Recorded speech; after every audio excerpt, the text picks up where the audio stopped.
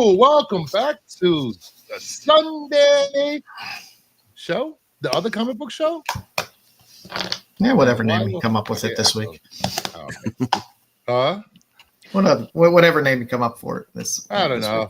Hello, peoples. Hello. We got Joe's Doolin, we got Fade, and we got Max and Callie today. Yay, What's going on, guys? I'm happy to see Callie. I'm happy to see you too, Max, but I'm happy to see Callie. Well, to be honest, I'm happier to see Callie. Sorry, Max. No, I'm joking. I tried to set up a Callie cam, but there's like double audio. I couldn't take it. When I was visiting Max, I spent more time with Callie than I did with Max, actually. Yeah, probably. Yeah, especially that Monday. More. Get on it, nerds. Okay, Terry. Okay. Hey, LeBeau, what's going on? Hey, Valadia. Terry, sit on it, nerds. Yeah, sit on this over here. I think Dom got a pickle for you. What's he talking about over here? I don't know what he's talking about over there, but over here, you know, we talking about 3 or 4 things tonight. 3 or 4 things, you know. Tree. It's tree. We say tree in New York. Yeah, it's 3 or 4 things. We don't say it much different in Jersey. I mean, you know. Yeah, I guess. I mean, unless you go down the shore. If you go down the shore, then it gets really bad. You know, like this, you know, it gets really bad. Yeah, we went from 80% good comics and comics reviews last week to 33% this week. We'll get to that, Joe. We'll get to that. I have thoughts. And they're not good. So, yeah. You know, we can't have winners every week when it comes to comic reviews. No, that's why you review comics, because they're not all going to be good. That's why you have reviews. Yeah. Anyway, they're just our opinions. There might be people that love all 3. Yeah. You know, so news. And that's okay as well. So we can roll into the news. Yeah. You know. I guess I have to do some pickups. Yay! Yes, pickups. I've got some stuff in the mail. Somebody actually, I forgot what I ordered, but I got this free with one of my shipments. True Believers Infinity Gauntlet. I've never seen this. Oh, the True Believers are always fun. I like to call this my toilet rating. Because the True Believers, the Image Firsts, and all the like the dollar comics, I stack them all up in the bathroom. It's actually a store exclusive. Well, it does have that little foil seal on the front. Yeah, it says it's Hero Land Anniversary Edition, limited to 300 copies. Oh, wow! Hero Land comics. For a True Believers, what a weird exclusive to have on the True Believers. Okay, I don't know anything about those True Believers, so you could, tell me. They're like, they're reprints. They're normally like dollar reprints. So like Image does it. Image will take like Deadly Class and stuff like that and reprint the first issue, and they're like they're only $1, so that you can get interested in other titles cheap. And they did the same thing with Marvel. They do True Believer series and stuff like that. I think DC had. I wonder when they did their own line of that as well. I wonder what year this was actually put out, because in CGC they'll probably give it a green label for this sticker that's on there. It can't be horribly old because of the UPC on there. Yeah, it was $1. Yeah, and that's normally what True Believers are. They're normally dollar reprints. So I picked up also X-Men #7. Ooh, I can't pass up a Cyclops cover. That's cool. Oh, of course not. Mr. Random stick up his ass. Anyway. Hey. He's the best. Summer's brother. Thank you very much. Go ahead, Joe. I'm in. Not even close. Gabriel. That's all I'm gonna say. USA #1. I like that cover. That's a good cover. Shazam 17. Like I say all the time, I take Suzanne Summers over Scott Summers. I think everybody would take Suzanne. Batman 154.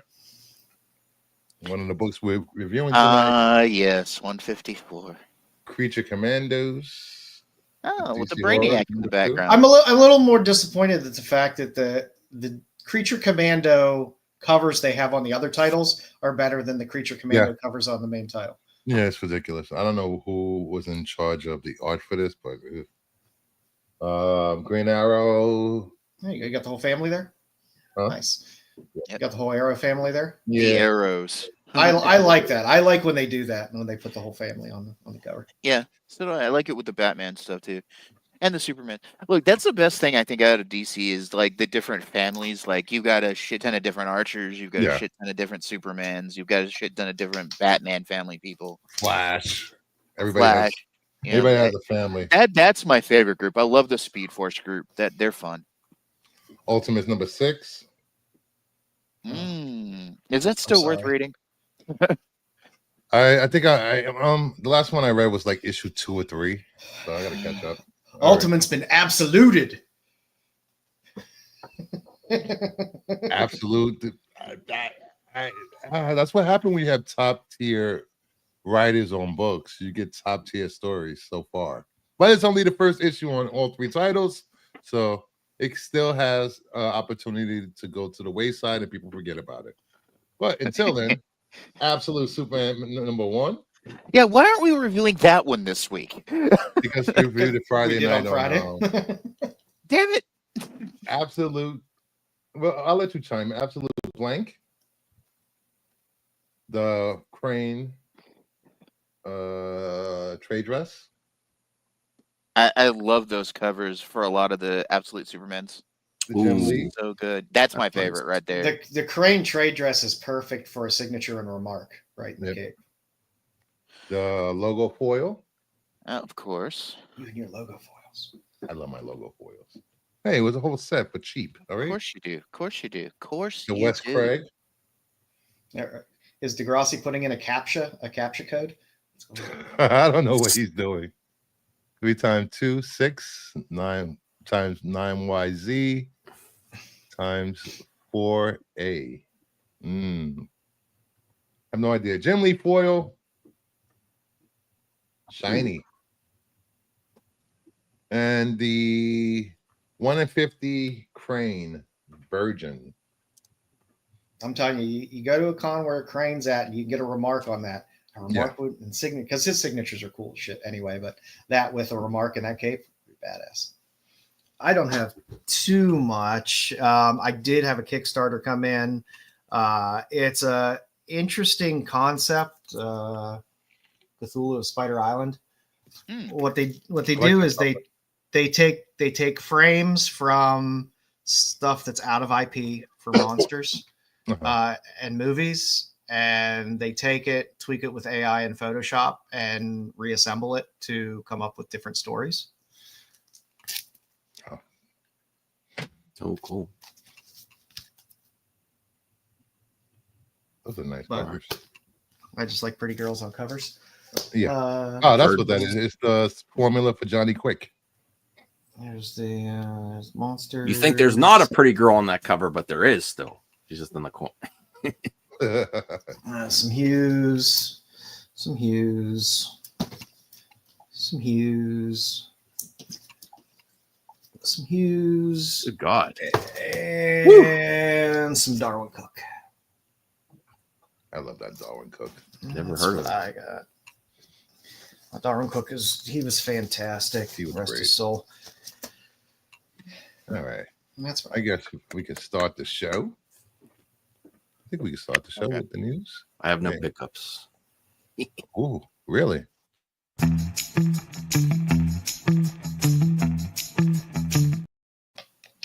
First up, what we got here?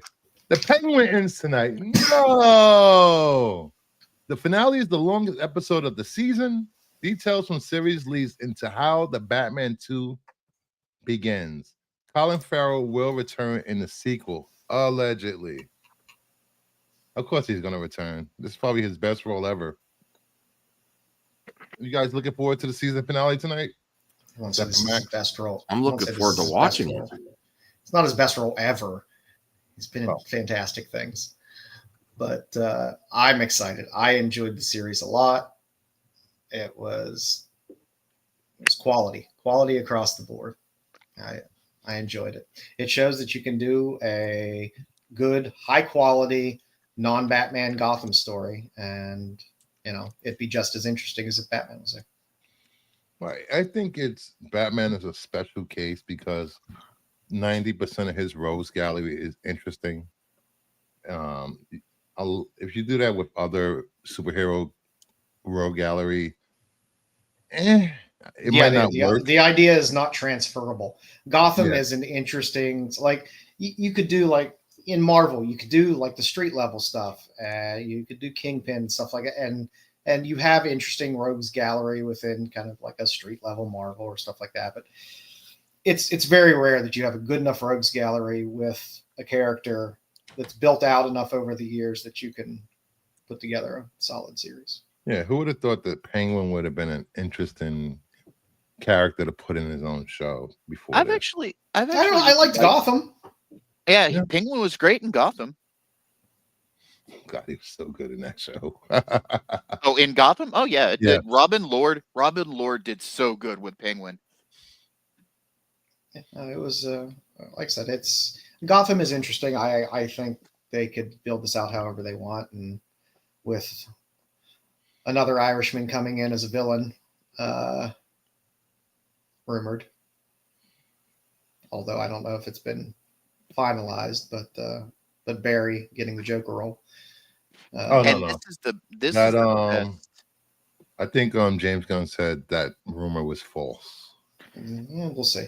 This is the best. I mean, I've seen of anybody. Even though I've liked different versions of Penguin before,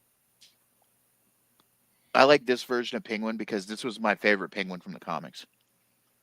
This is great because it's the least campy, kind of over the top version. It's a far more grounded version of a character, which for this type of series works perfectly. Is it the definitive Penguin, you think? I haven't watched it yet.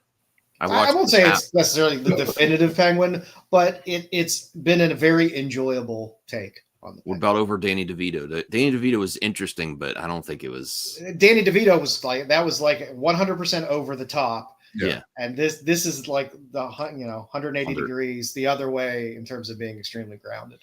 This is like, what if Tony Soprano was crossed with a Gotham villain? Like, literally. And I like that. I like that this had kind of the flavor of the Sopranos, because the Batman stories kind of lend themselves to being that gritty. I've always liked the mob stuff when it comes to Batman. Falcone, Maroni, all of the families. It's always been really good. Yeah, the Gotham's underworld is like a plethora of stories just waiting to be told. From the Corderals to more stuff with the Maroni family. There's a lot they can tell. Does it ever feel weird with Batman's absence in the series, or is he alluded to? Or I'm getting there, BK. No, actually, it doesn't feel weird. Okay. I think there's only one part when they do a flashback that even talks about.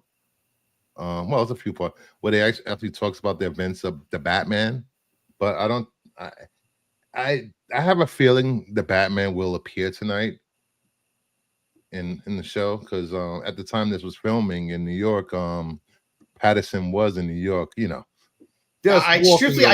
don't even want him in the series. I don't even want him in this series. Lead up and build to the events that will need him to appear come Batman 2. I don't need him in this series. Oh, we don't need him interacting. Very good without him. Maybe just walking out of a shadow or something. But they're going to pull like Gotham, at the end, and just cape and let's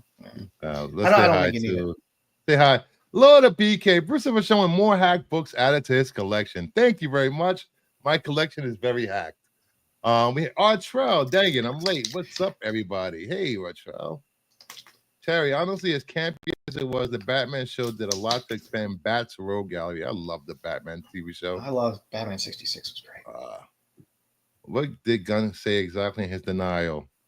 That there would not be a Joker TV show like the Penguin. Senor Nerd, my final prediction, Gordon shows up. Hello, Mama Bear. I'd like to see Gordon. I wouldn't mind seeing Gordon. Gordon would be good. Although you've had no interactions that much with anything other than what maybe really just kind of the cops showing up at Falcone's house after she gassed everybody. I agree with what Degrassi just said. I want to see Matches Malone. Like this would be a good level to let Bruce be Matches Malone. You know, that's a way you could bring Bruce into it. Let him be Matches Malone. Let him be the PI.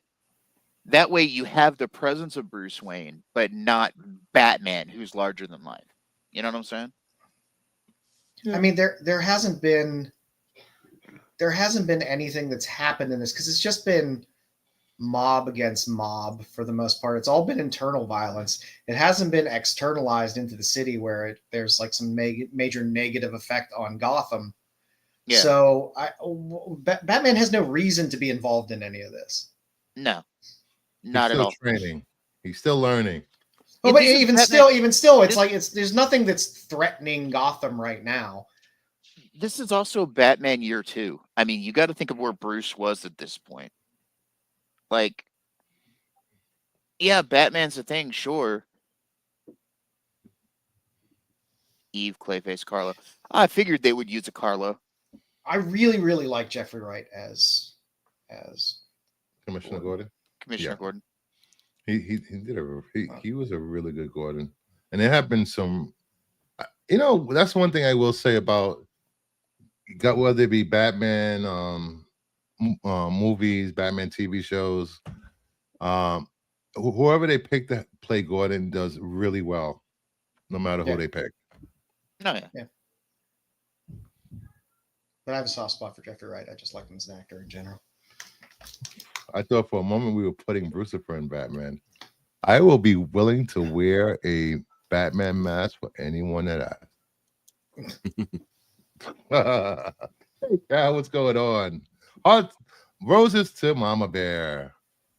He's helping people of Gotham recover and still some hope after a disaster.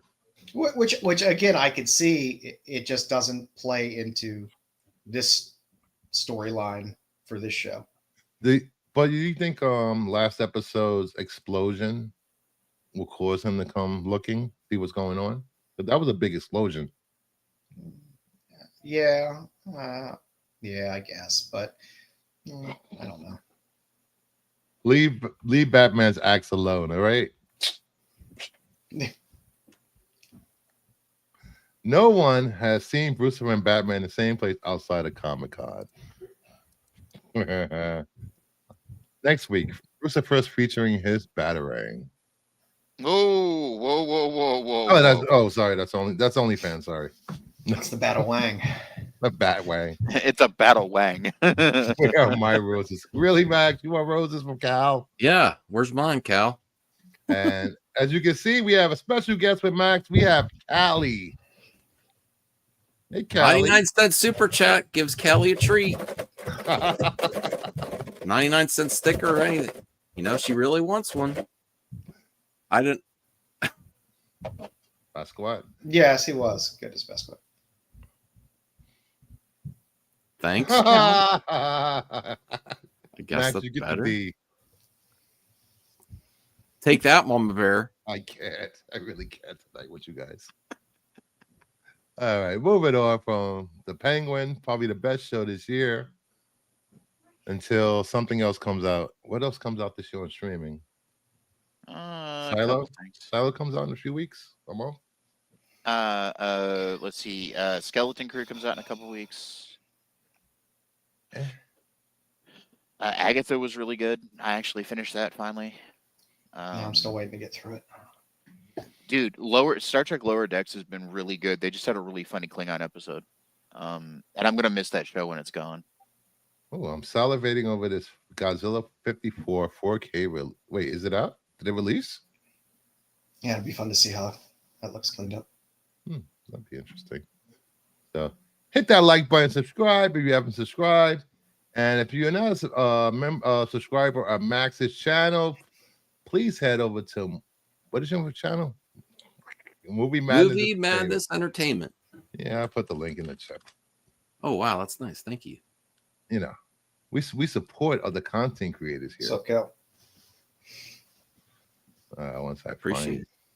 Yeah, That's what we're here for. We do positive stuff here. Not positive things. No, positive stuff. No drama. Just comic book news and friends hanging out. I'll be shitting on some comic book shortly. All right, here's the link to Max's channel if you want to subscribe and head over to his channel when he does his streams for absolute chaos and pandemonium over there. And Callie's a frequent co-host now. All right, moving on. We got Mattel has mistakenly listed the address to a pornographic website on the packaging for its Wicked movie dolls. So they I'm guessing linked to Wicked Entertainment, which makes correct, sir. Films. Yes, instead of writing on wickedmovie.com, it was just wicked.com, and it takes you to Wicked. Finally, some news in my wheelhouse. Wicked. So those going to be rare? Those boxes, because they're going to fix the boxes. I would think so. If they got out to stores, that's what if you could find it in stores, they grab it. Recall them. I would think they would recall them. I think I'll go to Walmart or Target.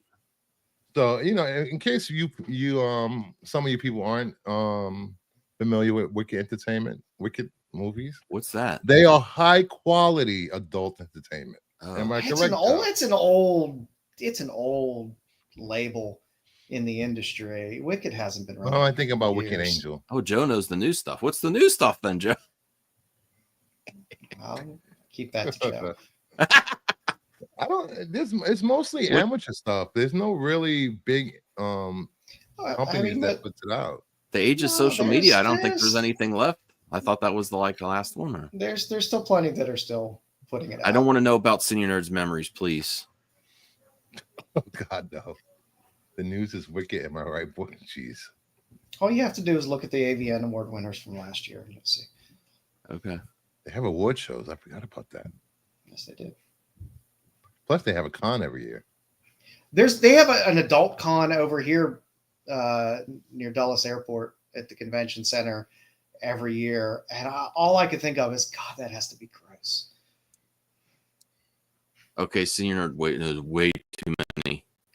Ooh, there's breaking news. Breaking news. Ahead of breaking news or breaking rumors. Breaking news, actually. Ahead of tonight's Penguin finale, Matt Reeves has put out a thank you note. Is it up? There we go. Thank you so much to all the incredible fans who have been watching the Penguin. Getting to follow Oz through Gotham's back alleys, back alley, with you on HBO has been a dream come true. And thank you to the astonishing Colin Farrell, Kristen Milioti, and our entire cast who brought these characters beautifully to life, and to our wonderful writers, directors, and crew, and to our amazing showrunner, Lauren LaFranc. It has been a privilege. We are excited to share tonight's finale with you, and we look forward to bringing you the next chapter, our epic crime saga in the Batman Part 2. With gratitude, Matt. This confirms the Penguin will be in Batman 2. I'm saying it now. Yeah. I wonder how long it took them to train an intern to use it. Why does he have a pen when it looks like it was in the printer? Well, because he signed his name. Oh, okay. All right.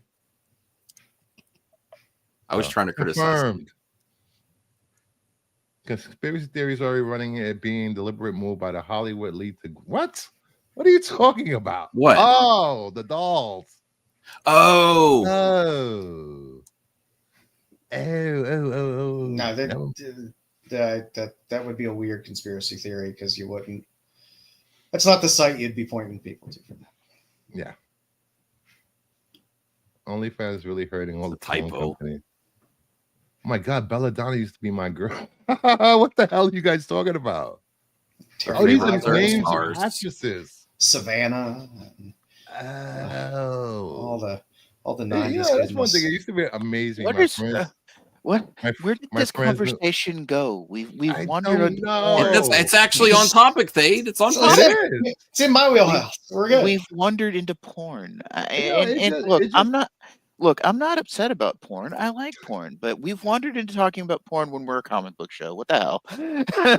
Hey, we are a multi. Remember what leads the way in technology. I like to call this show a potpourri of many things. I was always amazed that all my friends they can name the actresses, the year they got into the business, the last 5 films. I've named a few, but like recently, Chris and I unfortunately watched a very sad video about a bunch of porn stars who passed away too young, and that really put things into perspective for me. That's a rough business for women, man. Reeves wrote that on the receipt because WB still owes him money, probably. Hush is coming. That is true. Hush would be great, but you kind of can fuck up that story really easily. Court of Owls. After today's comic books you had me read, I don't want to talk about the Court of Owls. Shh. Christy Canyon. Wow, names of the past. Wow, that's the name. Those are names I haven't heard in a while. Whoa, going way back. You know, I used to think when I first saw Vanessa Del Rio, I actually thought she was how can I put it? A trans woman. Oh, she just had very masculine features for me. This is a man show. Keep calm, read comics, and oh geez, what did I start it? I have lovely chats with corn stars during my off time reading poems at the convention. I don't know. It's not the attendees that I have an issue with. It's the attendees at those types of conventions, which I would have an issue with. Is Mama Bear a psychic? Palm reader? Yes. Oh, yes. I didn't know that. All right. You want to have your palm read? Drive here and then we'll drive here, then we'll drive to Canada. Catch a Maple Leafs game. Oh, there we go. Stormy Daniels was a Wicked Entertainment actress. She's in my top 10. Yeah, I've never seen a movie with her starring. Maybe I should go back and watch one.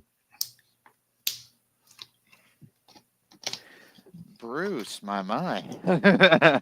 What? I'm open to a lot of things. I'll watch anything. I'll review anything. Bruce, if we're looking at the wrong parts of Vanessa Del Rio. Well, here's the thing. Would YouTube be okay with us reviewing that kind of content? If it was recorded, I would assume. And I just put it out for members. Well, hey, there you go. Trev, what's going on, buddy? Subscribe to Trev, the shipping guru. He does some great Trev? shows. How you doing? His Wednesday community hangout is great. He just puts the link in the chat, and any creator can come on and hang out for 2 or 3 hours. It's a great way to meet other people in the community and also to introduce yourself to a different audience than what you're used to. Hey, Christina, one of the best mods around. How you doing, Christina? So I think this, I don't know. If you have a Walmart or Target near you, I would go to them and try to find these wicked dolls with that website, because they're going to pull these things the way they pull. Yeah, they're definitely going to have to recall them. Yeah. So, and he's going to be selling like hotcakes. And that's going to make them sell like hotcakes. Well, it definitely will make them more scarce. I'm looking forward to the movie. Yeah, the movie releases next week? Yep. I'm so hyped for this. People in your musicals. We love musicals. I like this was a fun book to read, so I'm sure the musical will be funny.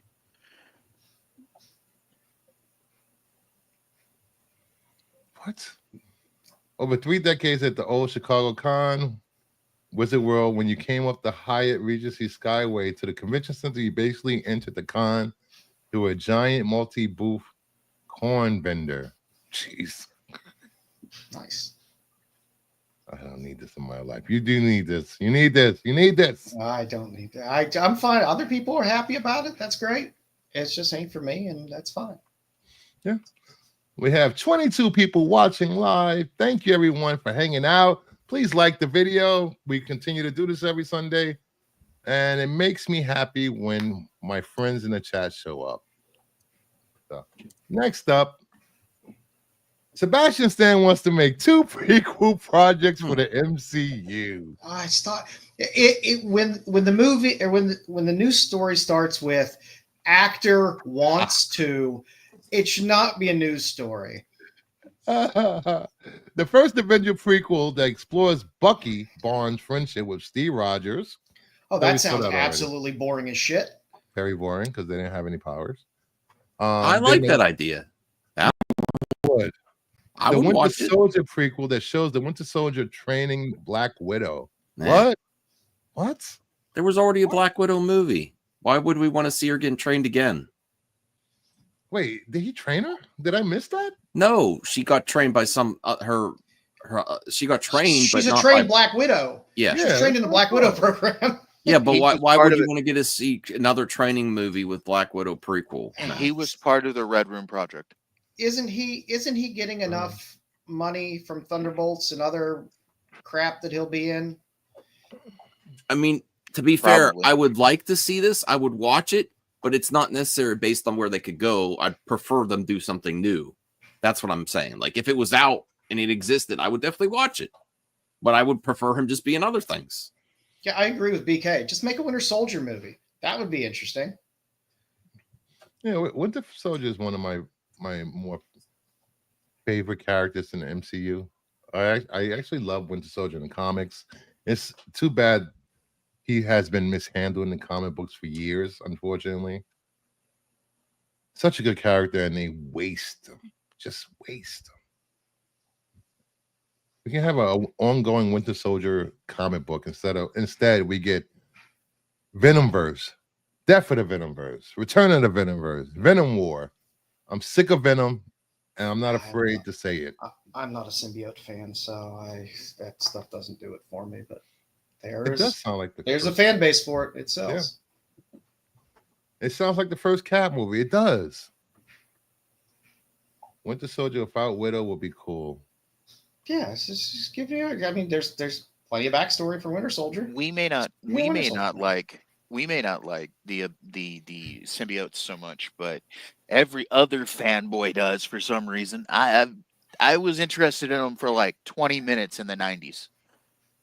It just doesn't do it for me. But there's a big fan base for it, and there is definitely a fan base for it. So well, I play a mobile game called Marvel Future Fight, and it's a pretty big game in the mobile world, and every year from September to November, I got to hear people go, because there's 2 updates a month. I've got to hear people go, "Oh my God, when are the symbiotes coming? When are we gonna get symbiotes? Symbiotes." There's like 8 symbiote characters in the game, and they can't be happy about it. Terry Floyd. Terry Floyd. I really wish they had cast him as Luke instead of just the agent Mark Hamill. Yeah, that would have been a wise choice, but.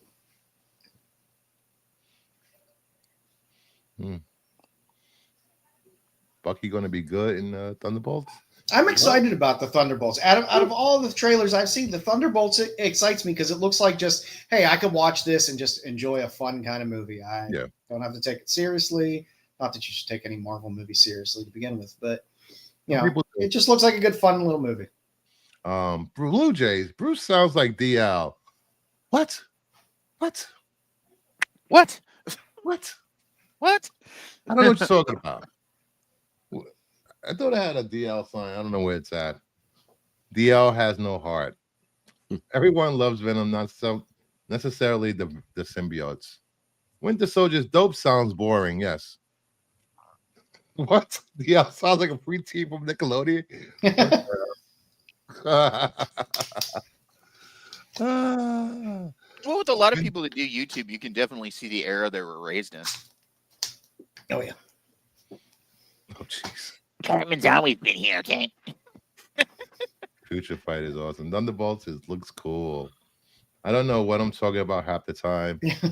And since DL was mentioned, I will do a shout out to DL. This Wherever is my life. Yes, Brooklyn, I am a voice actor. You caught me. Oh my God. The mouse man. He hasn't called anybody a mouse minion in so long. Oh, he'll do it all the time with me. He doesn't like that I defend some of this stuff.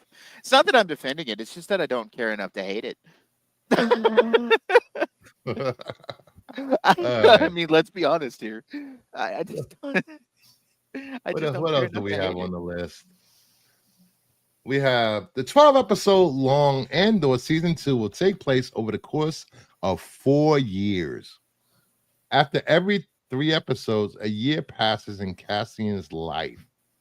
Interesting way to do season 2 of Andor. They did that because they were originally going to do more, and the actor Diego Luna said, "I can't be doing this that many years." Well, and then also the reception of it wasn't like out the park, so they condensed it. I don't know if it's going to flow good. I don't know.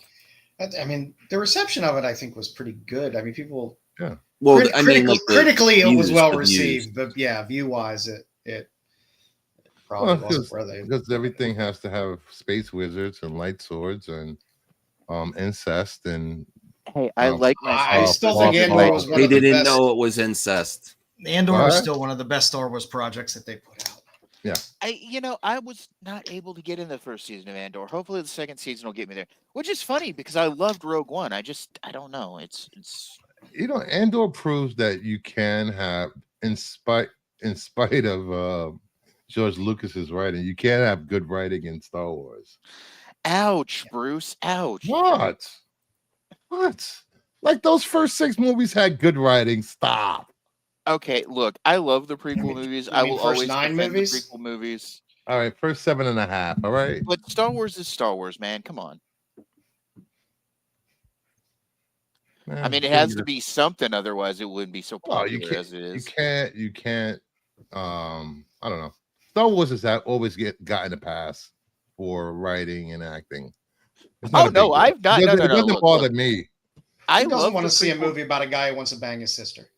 I love the prequel movies, don't get me wrong, but the dialogue in them was horrible. But I just don't care anymore, Bruce. I don't want to yell and scream about movies. I really don't.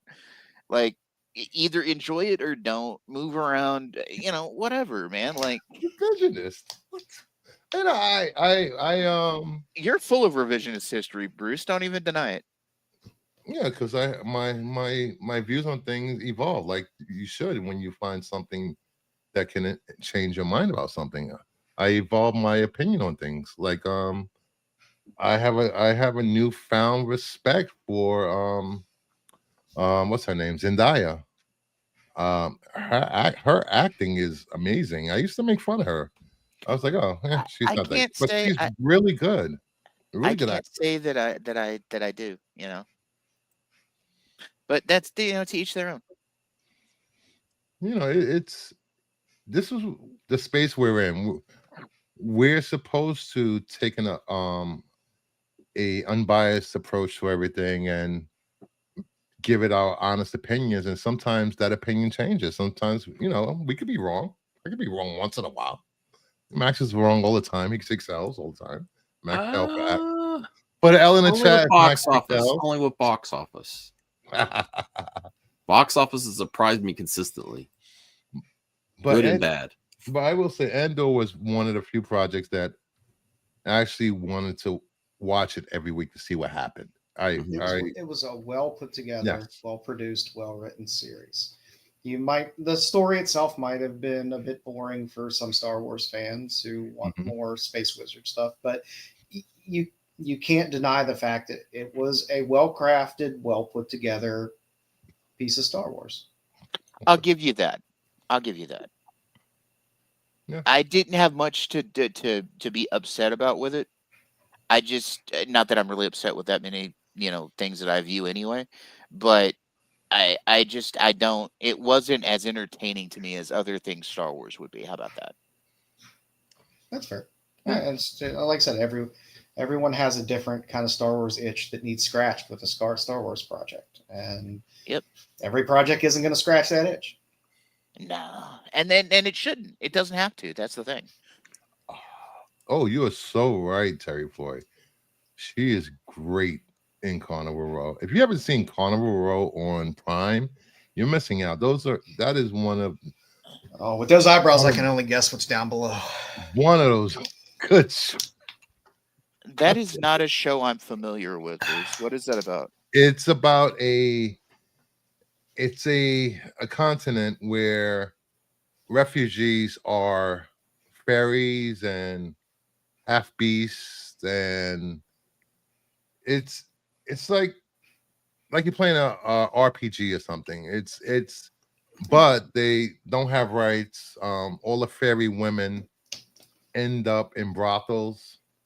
Oh. And if you're half fairy, you can't be in the police force, you can't be in government.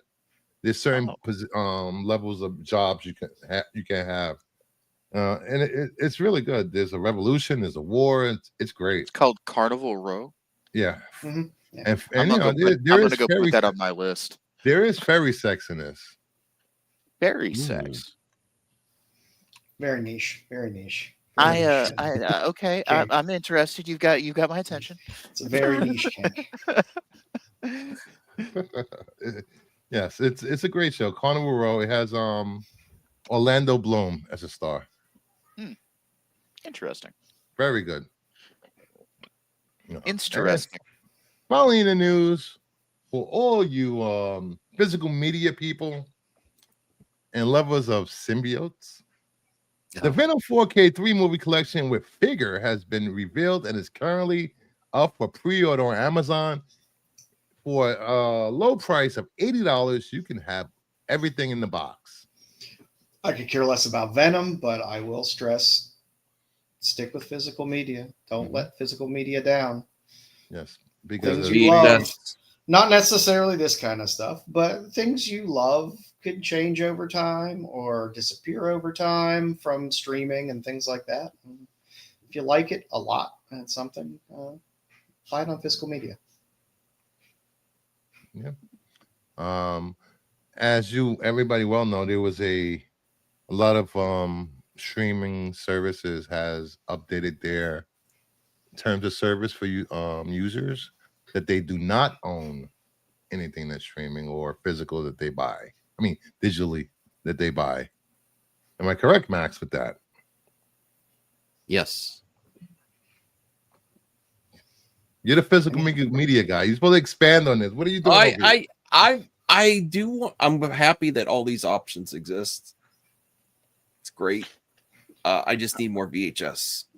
I'm concerned about something that Degrassi just said. Could you, explain yourself with that particular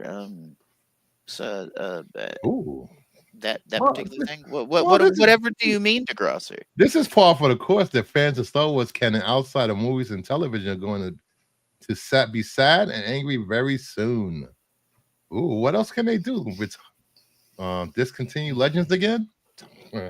Something with Skeleton Crew, maybe? I don't know. Or Xandor. That's the only project that's up next besides what please do explain yourself there, Degrassi. Besides dumb trilogy rumors that keep popping up. Yeah. Yes, Yellowstone does come back tonight. Finally. That is a good show, like but I'm stuck at being in store 4K Blu-rays. Okay, and how does that apply to Star Wars, Degrassi? It doesn't. He's talking about something else. Expanding Legends. Okay, well, Legends is Legends, man. That's good news, Degrassi. Yeah, I mean, Legends is good. I don't mind. Honestly, I don't mind either canon at this point. I mean, the store's increasing their in-store 4K Blu-ray. Best Buy really messed up because they're still a market. They just weren't marketing it good. My Walmart has no 4K media hardly any. No, it's insane. It's all Blu-ray. Do you really want to get your Jeff Foxworthy in 4K? Exactly, Terry Floyd. Lizzo Star Wars trilogy. Let's go. Okay, yeah, let's not. No one really wants definitely that. No Jedi Roseanne Barr. No Jedi Roseanne Barr, please. Just leave Roseanne with her crazy conspiracy theories. I love she still makes me laugh. I used to love her immensely. I used to love her show, but Jesus freaking sideways freak. The woman's All gone. right. The woman done lost it. I think it's time we get into some reviews. What happened here? Oh, okay. We got some comic book reviews. First up, we have Batman 154. Following the events of Absolute Power, Bruce Wayne is back in control of his money. He has a new butler named Miguel. Was it Miguel? Yep, it's Miguel. Miguel. Yep, it is Miguel. Court of Owls is lurking. Commissioner Gordon. I don't even know if they're lurking at this point. Dick. Yeah, they're not lurking. They're out in the open now. We have a new villain. Villain superhero. Captain, was it Commando Star? We have Vandal Savage as the Commissioner of Police. Yes, Vandal. That threw me. Vandal Savage as police commissioner. What the hell? I want to see where this is going, because it seems like they're turning Batman back into a vigilante villain with the help of Vandal Savage. It was there's always really good detective work. There's always like one scene, because we read 153 before this, so we could start with the story arc. And as always, there's always like one scene in a stupid comic that just takes me out of the comic, because it just either makes me mad, or I was like, what the hell are you doing? And when Batman dives through a van and the van crashes and there's a crowd of people all around, and then one of the person gets out of the van and Starman, whatever the hell his goddamn name is, Commando, shoots the bad guy in the knees, and Batman freaks out. And it's like, you just had a van crash and slide across the road in a heavily populated area with no concerns whatsoever. But this guy shot a guy in the knees. It's like Stormtroopers. He missed. The van misses people off camera. Okay. I would like to point out where I see your argument here, Joe, and raise you further argument. The Batman, which is a movie a lot of you guys praise, had a highway chase for the Penguin that killed dozens of people and no one cared. It's not the comics. Different. It was at night. You couldn't tell it was impacting other people. My problem wasn't the fact of bringing down the van in traffic. My fact was the hypocrisy of Batman complaining about somebody shooting a bad guy in the knees. Now that I will just risked tons of people's lives. And that's what I will give you. Like, okay, so the things that I'll let you finish your review, Joe, before I say. No, I mean it's kind of all over. I really dislike the stupid, cheap. I hate stupid, cheap political shit, which is what they dump in all these comics. It's somebody that has like a half knowledge of something, so they cram whatever they think is in there. Like, oh, Bruce wants to give free health care to these people because he opened clinics, and we're going to call him a communist. It doesn't even make any fucking sense. Not supposed to make sense. But that's what people. It's a conspiracy theory. But it isn't. It isn't because he's a private citizen funding something as a philanthropist, which is different than a state or city or local or federal government using taxpayer dollars for a service to provide a free service. It's a completely different thing. It's just like, come on, man. Do you really have to cram all this stupid stuff in there? It just doesn't make much sense. What got me with this one is I was vibing with the story in the first book. I was vibing sort of with the story when Captain Dipshit showed up. Captain Commando. Captain 90s, because he wants to be an edgy Image Comics character. Anyway, when this guy shows up, it becomes transparent, especially with the stuff that where they start talking about Thomas Wayne and how he probably, had an affair outside of marriage, and then this guy shows up. Here's my question. Is he Bruce's brother? Yeah, exactly. This guy shows up and he seems to know about Bruce Wayne because he keeps calling him out, especially in this scene right here when they're outside the clinic and they start charging the clinic. He steps up and calls Bruce out. Bruce directly, not Batman, but Bruce directly.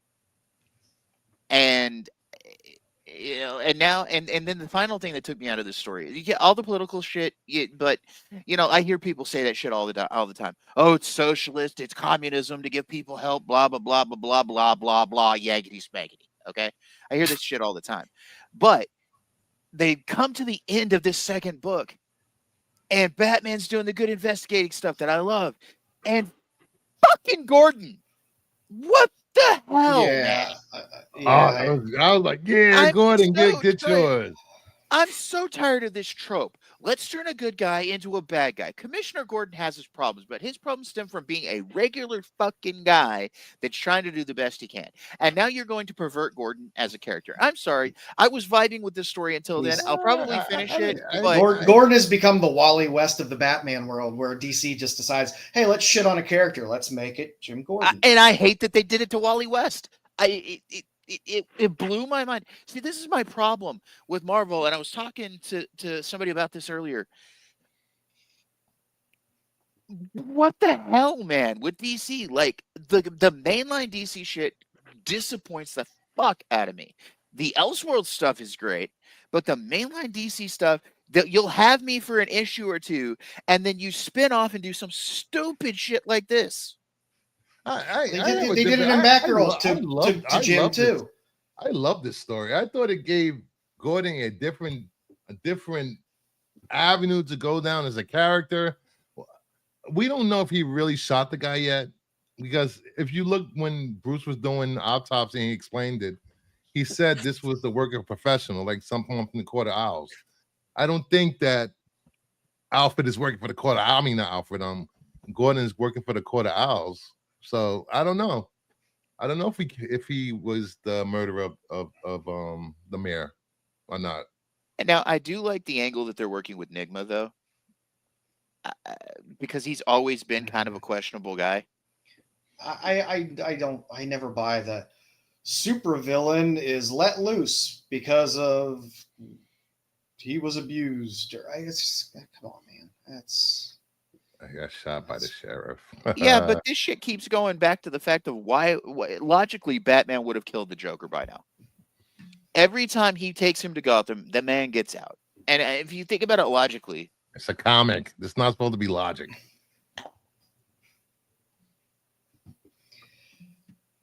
Yeah, I don't know. It wasn't a bad read. Don't get me wrong. Some things kind of took me out of it here and there. It's fun. I'm gonna finish it. I mean, like I said, I was vibing with the story. Bruce is adjusting to his life as no longer playboy billionaire Bruce Wayne, which truthfully you can stop doing that because who gives a shit? Because now you have absolute Batman. So I have Batman coming from a different place to begin with. Mansion to a townhouse, bastard. He's really in the dumps. And to be honest, I like how they're portraying Bruce Wayne in this story. I do. I don't trust his new assistant. She seems to be up to something. Well, she's working. She's the CEO, isn't she? She took over for Lucius, didn't she? Yeah. I mean, I don't like what she's up to, but I'm probably not supposed to. She's obviously working with the Court of Owls guy. That's the one thing I had a problem with. As careful as Bruce Wayne is and how paranoid Batman is, how did he hire her?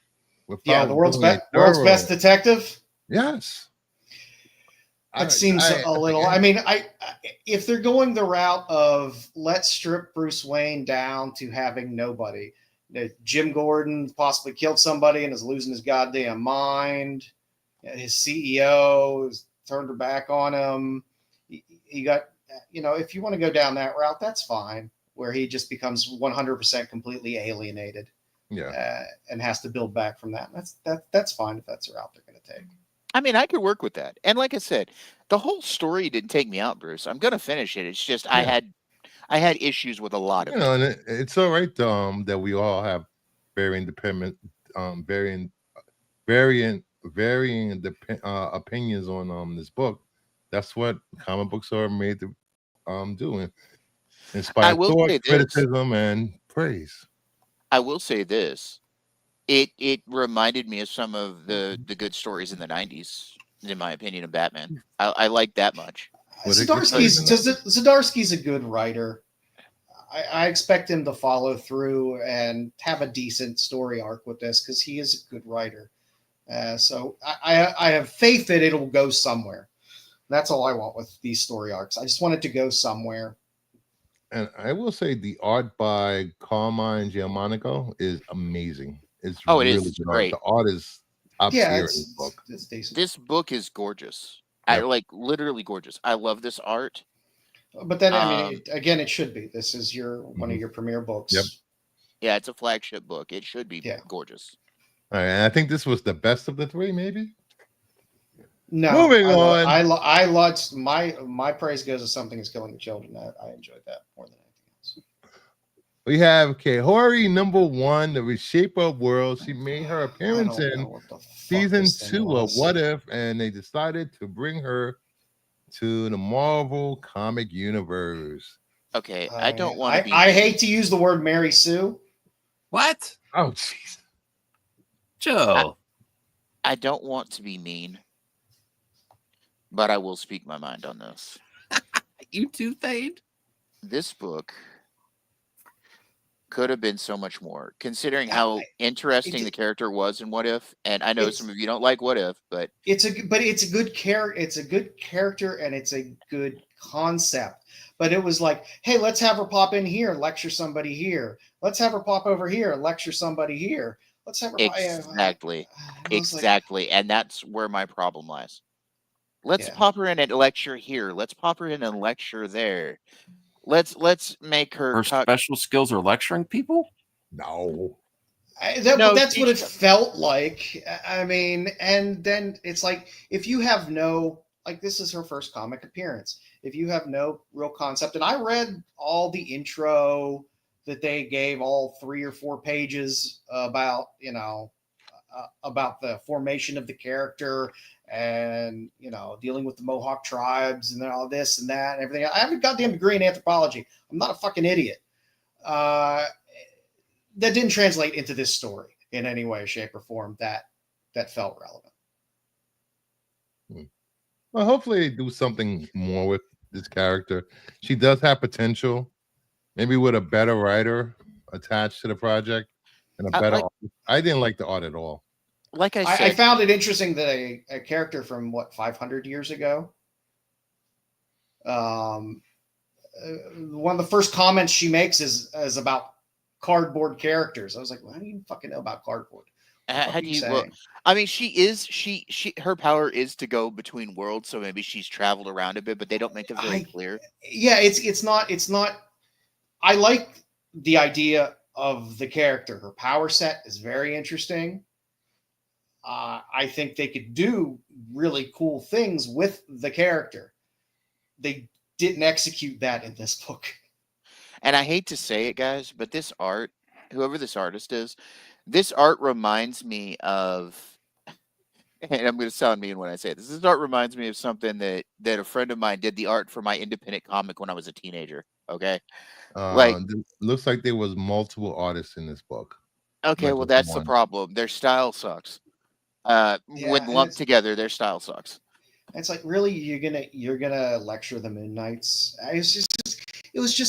Everything was, oh, let's make a hero say something so that she can correct them and explain to them her grand wisdom. And it was unnecessary. You could have done a cool story about a cool character and incorporated important things about the character without having it be so on the nose with everything. It just, I don't know. That's where I am with it. And again, I love this character. Don't get me wrong. I like this character in What If. I liked the What If show. But if you're going to do an original character and do comics with an original character, then do the story, mate. Don't turn her into a lecture piece. Just hey, that's not what I said, Max. Yeah, that is. No. I said we just want a good story. I said do the story. I am not acting like the chuds. Please. They did a very poor job. You're not comic acting of of introducing this character and making it make any goddamn sense. I mean, you get like 2 panels, 3 panels, and then all the, she's hugging a large dwarf, and then next thing you know, she's eating tacos with Echo. It's just they should have. It was a long enough comic.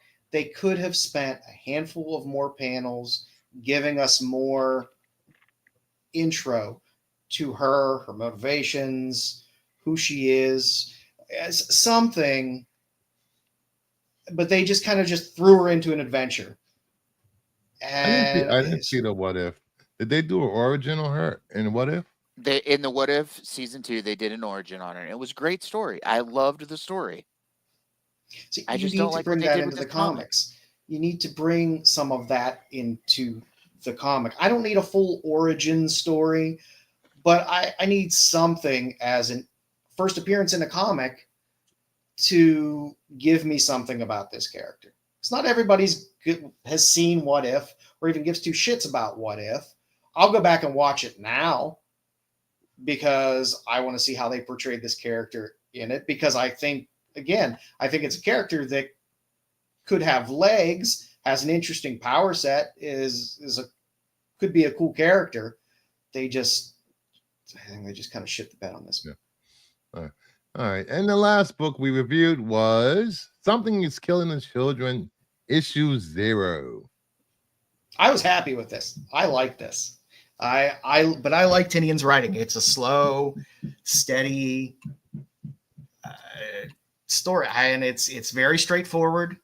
It's not difficult to understand. It's very clear cut. I like where there's art, and I like Tinian's writing. I like the way he builds this story and builds this universe. I've been pretty vocal about how I feel about Tinian's work, and I like this book. Now, I am a little bit confused about something, though. Is this like a prequel to the rest of the series, or is this like a side story? It's more of a prequel-ish type of deal. Okay. Yeah. Because the little girl, she's already had her eye gouged, limbs torn off, and rescued by Erica. Yeah, you're getting what happened before and what kind of set things off. I don't know. I liked it. I like the simplicity of it. There's not a ton of reading, which I think is good. A comic should tell a story in images, not just words. And I think they say a lot. Even just the ice cream melting and those scenes and stuff like that, they say a lot about what's going on in the action that's interesting, and it sets certain tones that are important. And I think they did very well with this. I enjoyed this. Definitely. This is my favorite read of the week. This was a great one. I love this story.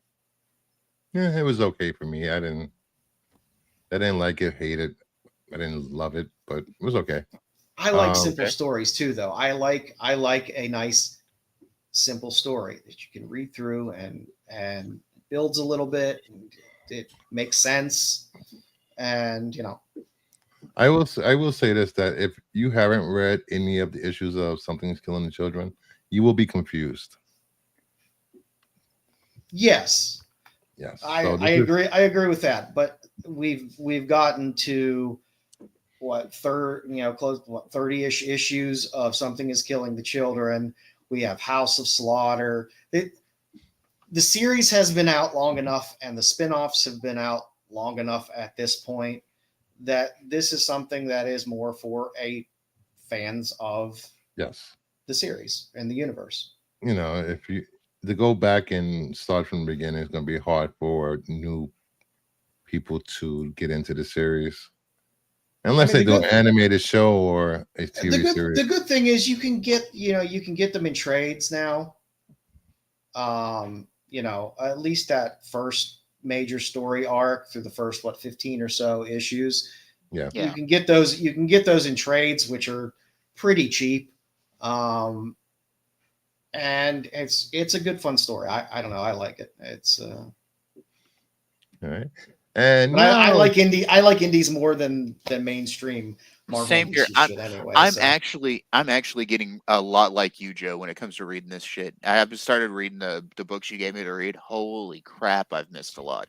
I think my problem with indies is a lot of times they're delayed, they take breaks, and then you forget about them. Yeah, and I agree. And a lot of times they don't get to finish out a story, or it goes on too long, and that can happen. But I have the opposite problem with like DC and Marvel. It's like, how are you going to make this character that's been around for 80 years interesting to me? Because you've been telling stories with this character for 80 years. Yep. And it's like, okay, well, how many times is this going to happen to Batman? How many times is this going to happen to Superman? How many, it gets harder and harder to make it something new and engaging. I mean, that's why the absolute stuff can be a little more interesting, I guess, because, okay, at least we got kind of a different starting point for those characters. But like reading the straight Batman line or detective, after a while, you're kind of like, okay, I get it. I've been reading an asshole. I understand. Xenoscope as well. They are pretty good. Terry Floyd reading Xenoscope. They have some. It's not horrible in Xenoscope stuff. You can open it and there's decent. Every now and then they will craft something that's kind of fun. Most people just read Xenoscope for two big reasons. I agree. If you want the best of both worlds, stick with the hard case crime. The Titan Comics hard case crime stuff is fun. You get kind of good noir detective style stories, which are very well done, and you get the assets that you're looking for in the artwork. All right, moving on to flaming hot covers of the week. Woohoo!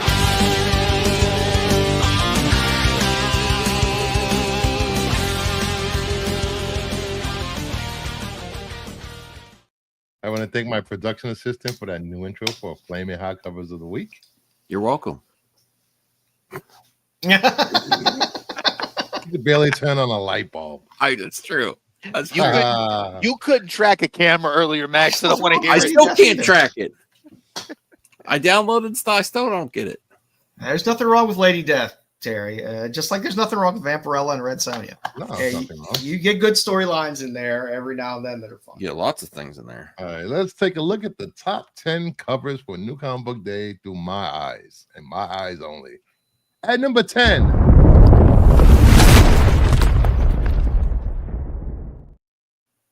we have Captain America, number 15, the Yoon variant. I love a good eagle on a cover.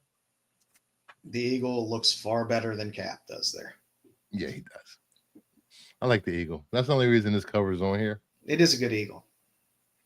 It's not sorry, sorry, AOA. The eagle looks better than Cap on this cover. There aren't that. Is he still a landlord in this series? I don't know. Who's reading Captain America besides AOA? That's why we need AOA here, so he can tell us what's going on in this. Where is AOA? I haven't seen him. He was on SNS last night in the chat, I believe. So at number 9,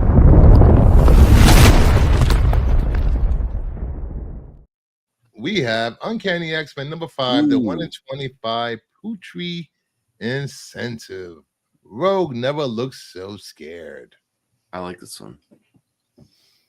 I think the 1 in 25s are the way to go with these books, because the 1 in 100s always tend to be virgin variants of a trade dress, but the 1 in 25s are just unique art. So I don't know.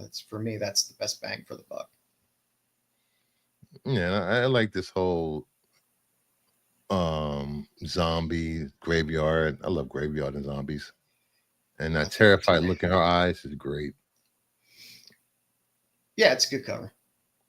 I don't know what happens when she touches the dead. Will she die? She's wearing gloves. Oh, that's interesting. Yeah, I never thought. I just thought about that. No, she would take on their abilities though. She wouldn't die. They're herself. dead. She would be zombie-like. Dead. Maybe they address that in the comic. No, they don't. It's just a cover. Oh. At number 8.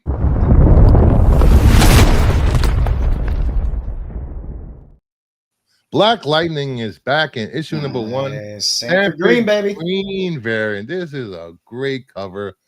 And that a lot of emphasis to the crotch area in Black Lightning. I like it. I know you do. You like Black There's lightning up top and thunder down under. Everyone says that show was actually decent on CW. Oh, Lord. It was. I enjoyed it. We really went there with that. I didn't mind it. I didn't mind it. Out of all the CW shows, I actually didn't mind Black. And it finished right when it was supposed to and everything. Yeah, so yeah. I liked Black Lightning. It was a good show. You got what, 4 seasons? Yeah. So that's not bad for a show. Not sure about the thunder from down under, but you know. Yeah. I like Sanford Green. Come alive. I like Sanford Green's work, and I like Sanford Green covers. I had this on my pre-order list a long time ago. It's a great cover. Yeah. At number 7.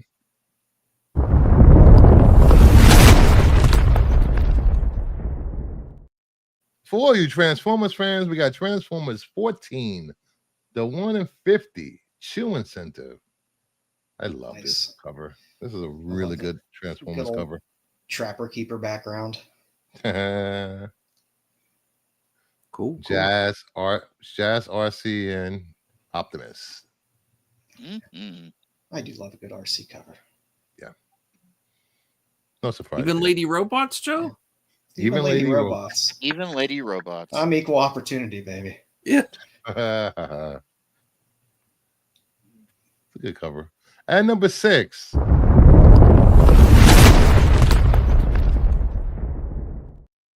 We have Absolute Batman number 2, the Panosian variant. And it's an homage cover. This goes great. This goes hard. This goes brutal. This is the Batman I want to see. Why is he so angry? Because he's Batman and he's only making $40,000 a year without health care. It's an homage to Frank Miller cover. He's angry on that cover too. Guys, I'm joking. I know it's a beauty. I'm making fun. Okay. And we don't know what sometimes.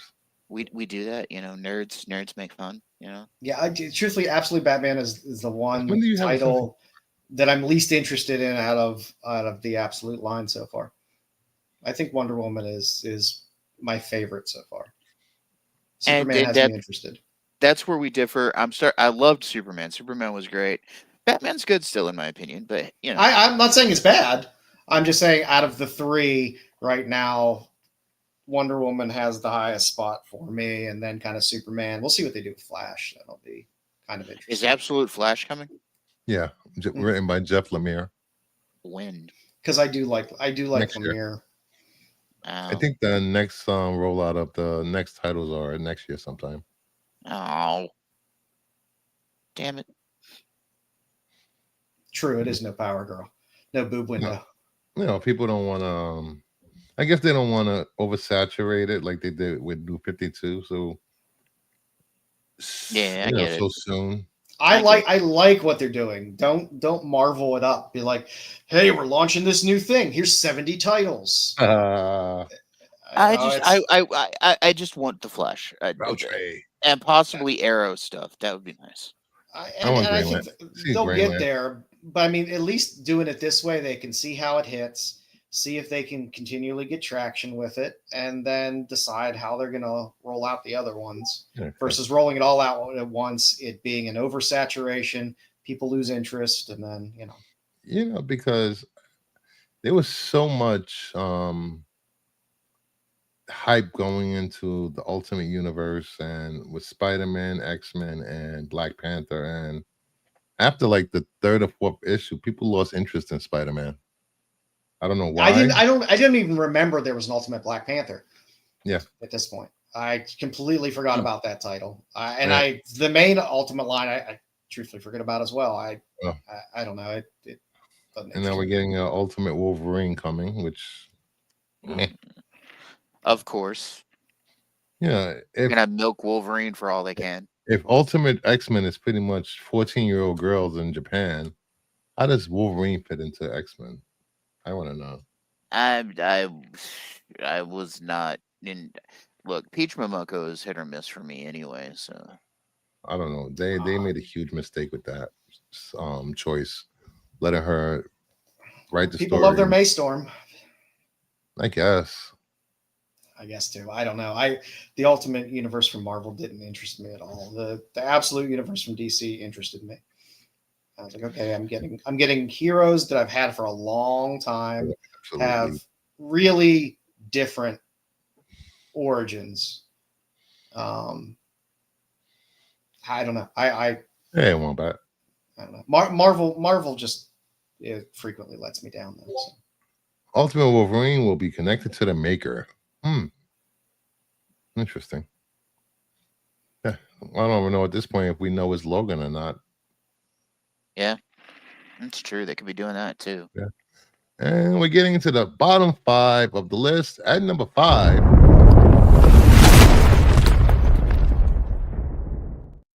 we have Batman and Robin, number 16, Guillaume Marsh Creature Commandos variant. A little bright on the cover. I love this cover. It's a great cover.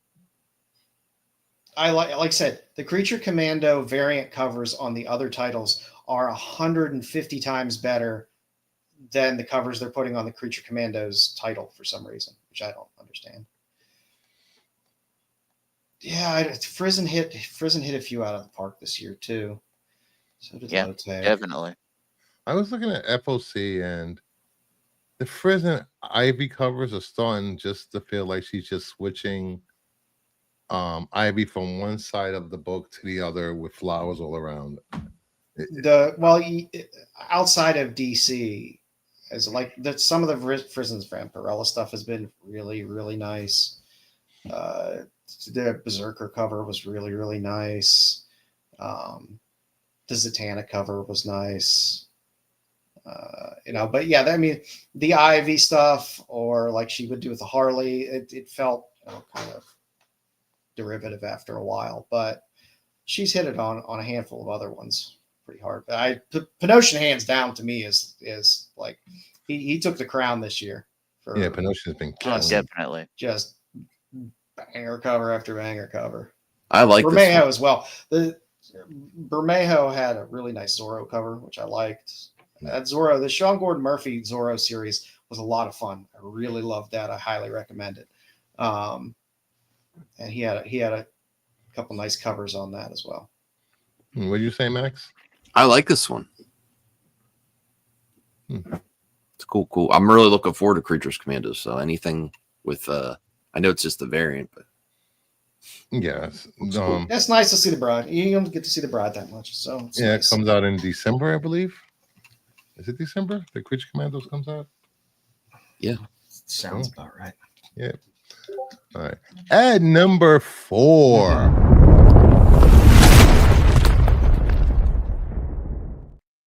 We have G.I. Joe number 1, the 1 in 10 Nakayama incentive. Baroness. You got to throw Palat on Artist of the Year as well in that conversation, because man, he's knocked some home runs this year. I like Nakayama. Nakayama is finally doing some covers where it's not no background. The same. I mean, granted, you could have put this on a straight color background and be like, "Oh, that's a Nakayama cover." Yeah. But at least we're getting a background on it, and they are fun. It's a decent little exploding cover. Wall. Just be aware that there will be 8 million variants for G.I. Joe. I don't know what the count is up to. Have you seen the count on number of covers? But G.I. Joe 1 has a lot of covers. What we got here. So please be careful on your ratio incentives by not overpaying, because there's going to be a shit ton of 1 in 10s floating around out there. Let me see. 3, 6, 9, 12, 15, 18, 21, 24, 27, 30, 36. Yes. 41.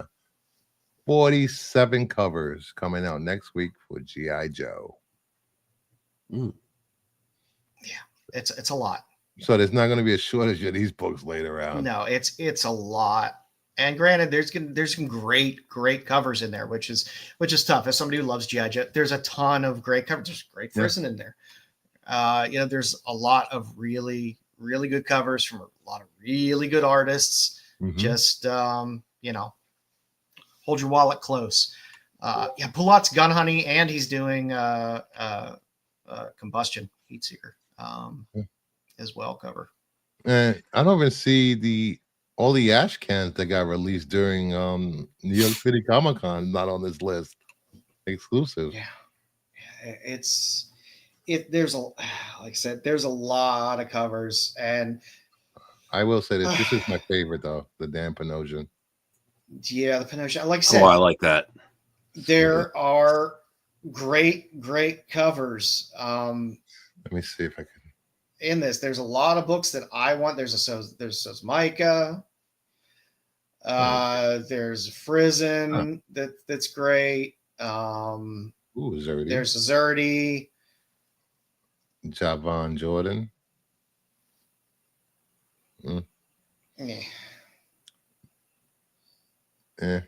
Joe Benitez. I don't mind Benitez because I like Lady Mechanica, so it's all right. And we got a Tyler Kirkham with beefy Cobra Commander. Yeah. He goes to the same gym Batman goes to. Yeah. Doesn't skip leg day. This is great. This is the Clayton Crane. Then we got the Panosian. Then we go back to cover B, cover C, cover D, cover E, the Bermejo. The Bermejo's nice. The Sozo. There's the Soza. The Jenny. There's the Frizen. David. Then we go to the Spokes, the AG Sue.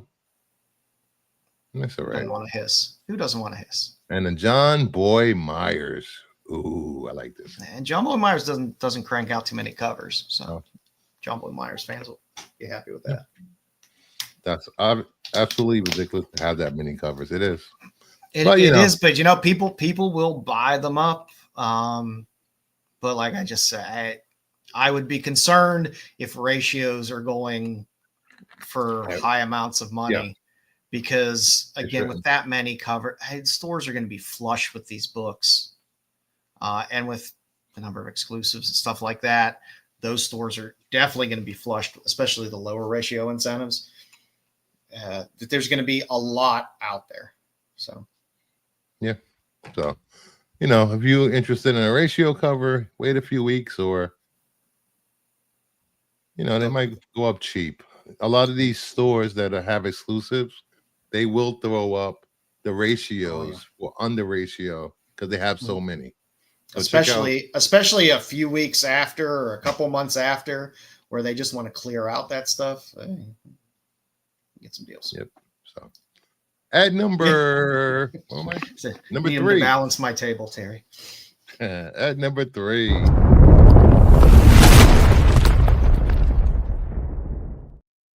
We have the beautiful Psylocke #1, the 1 in 100 Art German Center. This is just a great Psylocke cover. She has those "come F me" eyes. No, I'm just kidding. I'm kidding. That's what I got too. Yeah. Again, good covers on this series. Sorry, I stepped away. Cover choices. I see. I was gone for 5 minutes and came back to y'all still talking about G.I. Joe. Now we're talking about Psylocke, her own book. Everybody gets. That's a gorgeous cover. It is a great. Yeah, there's a lot of good cover on it, and I like Psylocke covers. But I have to admit, I've been kind of a simp most of my life for both versions of Psylocke, Betsy and Revanche. So he buys all non-boop covers for toilet paper. I use them to balance my tables when they're uneven. It's intention that there's flames on her hoo-ha. Oh, I didn't even notice that. How'd that get there? That's actually your flame. Gotta save that for a Jean Grey cover. That's actually Bruce's flames. That is not the flames from the cover itself. Those are Bruce's flames on her hoo-ha. But again, this is another Marvel. Hey, you can get the open order trade dress of this, or you can get the 1/100 version. And I don't know. There's other covers in this. Yeah. In this series, I think I've seen this going for like 120, 150 pre-orders, and you can buy the same cover for the yard for $4.99 if you want it. I'm always flush, Brooklyn. I'm always flush, BK. I do just fine. Yes. Now, sooner or later, Joe will be throwing hundreds at the camera. Mainly because I know how much my comics will cost because I order them 2 months in advance, so I can see my pre-orders. The trade dress is awful. It is. Marvel's not very good about trade dress placement either.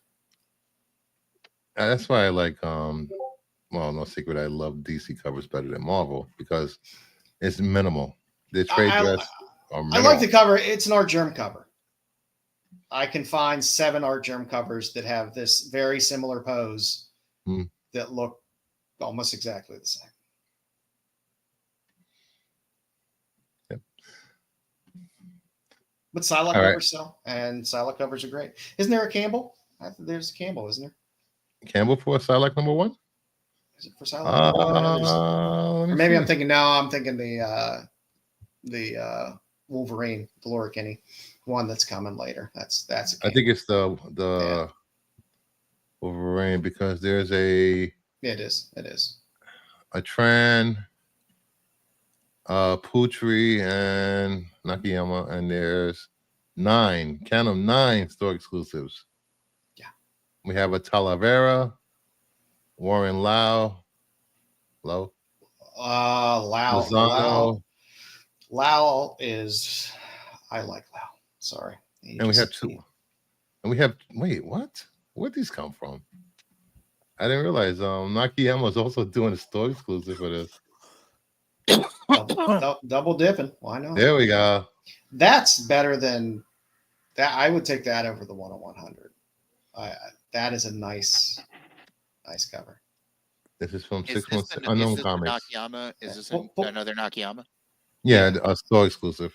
That's a good sharp cover. Yeah, pull up the Lau. I don't think I for what store though. It's for Unknown Comics.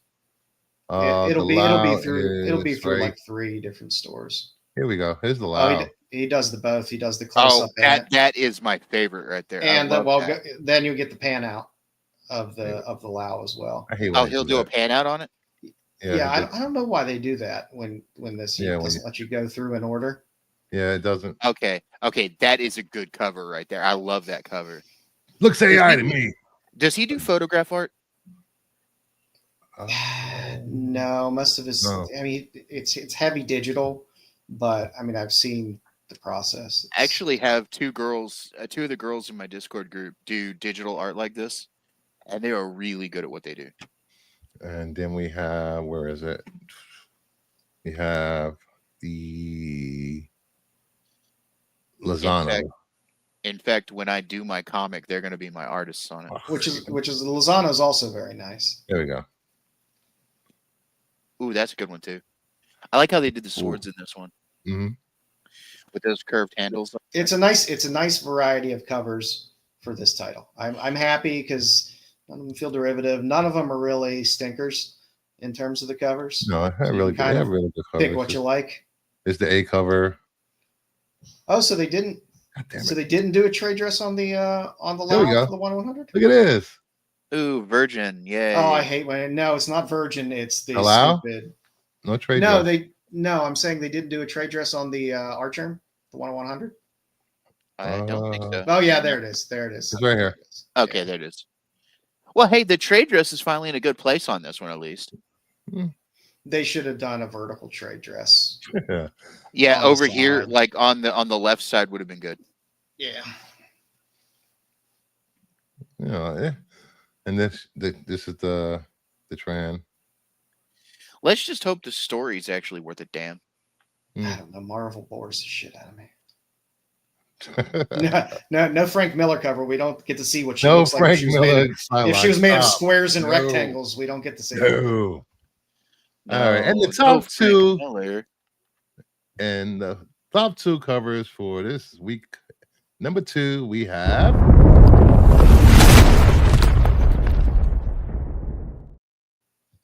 DC versus Vampires World War B number 4, the Homari variant. Homari is bite me. And that is Wonder Woman. Yeah, that's Diana. Yeah.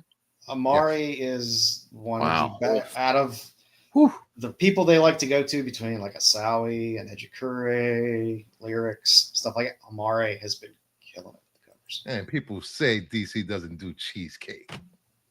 Yeah, DC does plenty of cheesecake. Yes, they do. They have a Power Girl series, for God's sakes. Of course they do cheesecake. Let me go and look at this real quick. There's only one reason we have a Power Girls series, and there's 2 good reasons for that. Joe's dueling. Joe's dueling. 2 words. Of course, it's Joe. It's always Joe. Yeah, and the story is really good, actually. If you guys haven't read any of the DC versus Vampire stuff, it's really good. That's why I would get this one is for the story. Amare has some really good the all winter cover for the Elseworlds. That one is really, really great. They're just really good covers. I'm looking at the all winter cover. Holy crap! Yeah, Deathstroke. That's Deathstroke. It's an Elseworlds Viking Deathstroke. And it's pretty cool. I like the way they do it inside the book. Most of it is in black and white. And then certain characters are in color. Has Dark Knights of Steel Dark Knights of Steel All Winter finished yet, or is it still? I think there's maybe 1 or 2 issues left. Yeah. Is it going to be 6 or is it going to be 8? Because I think it's 6. I thought it was 6 or 7. I thought they might be ending on an odd number. God damn it! It looks like it's going to be 6. And this is nice because finally, because I love the Vampire series for some of the cheesecake covers that they had, I'm happy to see some sexy lady. Holy crap! The next all winter book doesn't come out till February. What the hell? Yeah, well, they did that before with Knights of Steel. It was like 4 months. Yeah, it took like 3 or 4 months between each issue. Because I love Dark Knights of Steel. It was a great story, but it just took forever. Forever and ever. Yeah, at least it's not shorter. Harley. That book is all cover, nothing else. I know. And let me preface this by saying, if you have a weak heart, if you suffer from bright lights and passing out, the next cover, please sit down. Will have you heart beating very fast. So, the number 1 book, Joe probably knows what it is. Number 1 book of the week.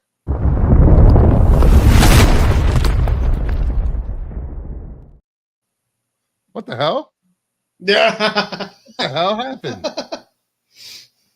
I really am anticipating this now. What the hell? All that build up. God damn it. Technical it's so hot. Technical difficulties. That's what happens when I do qualifying SNS back to back. Technical difficulty. All right, here we try this again.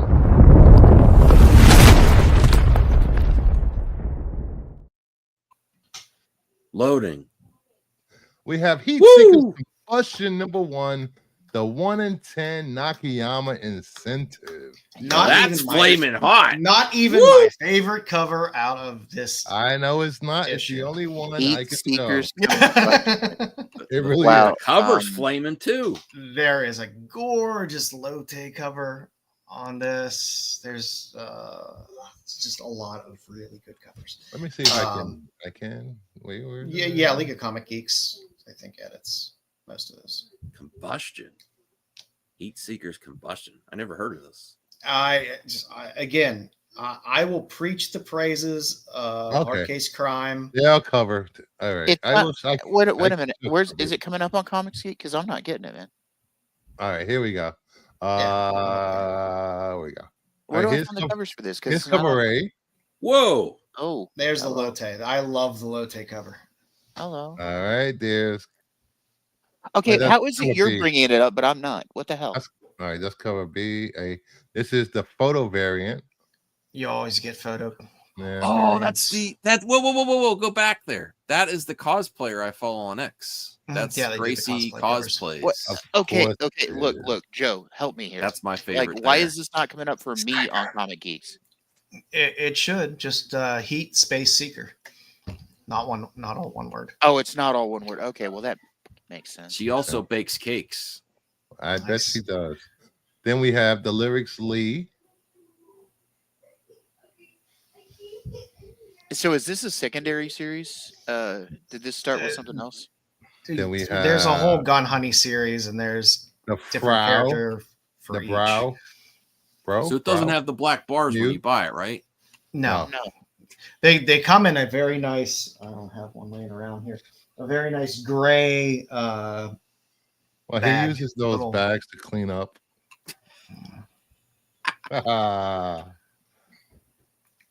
Then these, like I said, Hard Case Crime. They do a ton of. If you go on Titan's site and look at the Hard Case Crime stuff, they do tons of pulp novels, as well. Which all, by the way, have fantastic artists and fantastic covers on. Tula Lotte Nude. Yeah, I got a few of those. I collect Lotte stuff. What am I'm going to tell you? Do you have any of these you can show us after the show? I'm not looking at comments with a bunch of guys. This whole short box is all Hard Case Crime back here. And we finish up with another photo variant. And that's not Gracie. I forget whether there's an exclusive or not on this, but I know. I think Palat's doing an exclusive for either number 2 or number 3. There's no but there's a wraparound. Yes, there is. There we go. Yep. Oh, those are. I got that. Oh, and I need one of those. I need one of those too right now. I could actually go and read this series. Okay, it's another one to add to my list. All right, that's odd covers of the week. Hopefully, this brought your temperature up for these covers. I'm hot. I was cool before. I'm hot. That was flaming hot. Yep. All right. And next up, we have no video games this week. We have Comic Market Report. We have Batman 251 from 1973. Neil Adams cover 9.0 sold for $1,140. This iconic Joker Batman cover. There are a total of 4,371 graded, which is insane. Yep. I love that. I love that cover. That's an iconic cover. That book always sells. We like to talk about books sometimes that will always sell. This book always sells. Yeah, it's been homage to shit, but that's number 1, it's Batman. Number 2, you have a Joker cover. Number 3, Neil Adams. Neil Adams is the name I was forgetting. Yeah. Neil Adams to me is like the quintessential Batman. This is what I started with, is Neil Adams Batman stuff. When I started reading Batman. Love that gray suit. Like I had this scene on a lunchbox in elementary school. So yeah, I mean, like.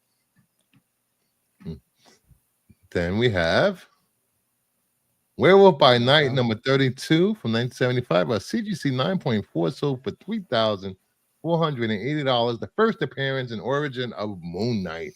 There are 5,903 graded on the census. I think this book has come down a bit in price. There was a point where this hit some serious heat. Not Marvel Spotlight 5 heat, but it was up there. Yeah. What Marvel Spotlight 5 is Ghost Rider, right? Yeah. Hey, Necron. What's up, Necron? Yeah. How you doing? Which one? Marvel Spotlight 5? You said? Yeah, it's Ghost Rider. First Ghost. Marvel first Spotlight Ghost 5. It should be the first Ghost Rider, as far as I know. Johnny Blaze Ghost Rider, anyway. So then we have the most modern, iconic issue in the last 20 years. It kicked off a show, drove this book to record high prices, and now you can buy a 9/8 of The Walking Dead for 1,980. There are 3,734 graded on the census. This is the first time this book has dipped below $2,000 since 2019. What a bargain! I'll get it. Jesus. Wow. You know, do you think it went down because they're putting out the Epic editions now, or? No, I think people just. I mean, the title. It's Indies weird. only carry so much heat for so long, and this carried heat and still does. I mean, it's still a solid. That's still a solid price for an indie title. But indies only carry for so long. See, this is a series that I'm going to end up collecting whenever I start collecting, because well, you can collect. I like color. The Walking Dead. I like The Walking Dead. It's great. They have it. You go collect the deluxe, which is all in color. So including the interior story. It's not in black and white anymore. It's in color. Oh wow. As I was looking at the sales of this, a 9/8. It's weird because where is it? If I can find it, a 9/8 on Heritage sold for on the 5th of this month sold for $1,980. The very next day on eBay it sold for $4,000. Wow. So somebody got really lucky with that price. Sandwiched between $3,000 and $4,000 within 2 months of the last $2,000 sale. Heritage, you got to be there. I mean, Heritage is it's an interesting platform. Right, let me see if you guys can see that.